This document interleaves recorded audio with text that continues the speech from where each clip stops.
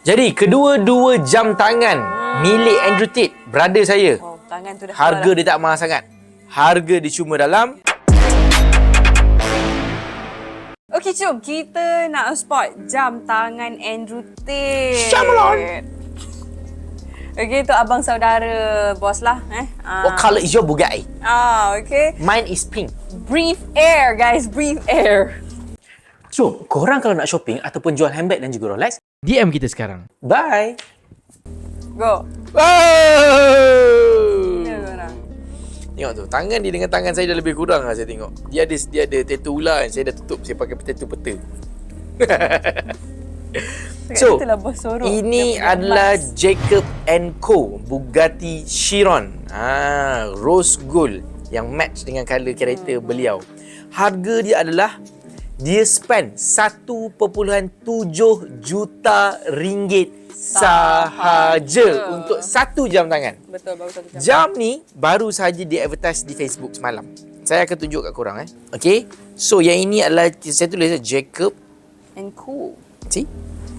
Dia dah keluar kan, saya cakap semalam. Dia dah start terkeluar. Oh, wow.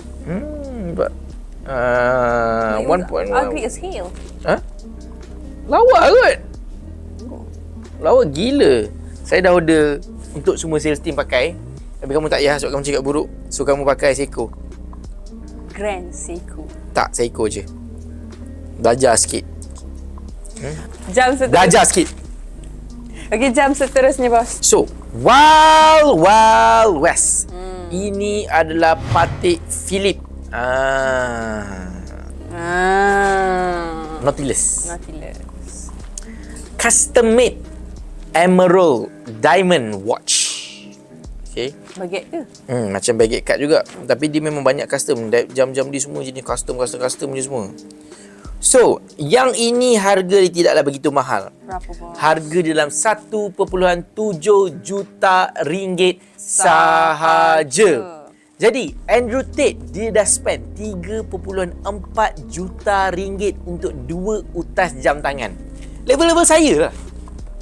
Iya bro, iya. Saya dah cakap dengan lu bro. Lu tak percaya bro. Tak logik langsung. Apa yang tak logik Aisyah? Dia dah kaya.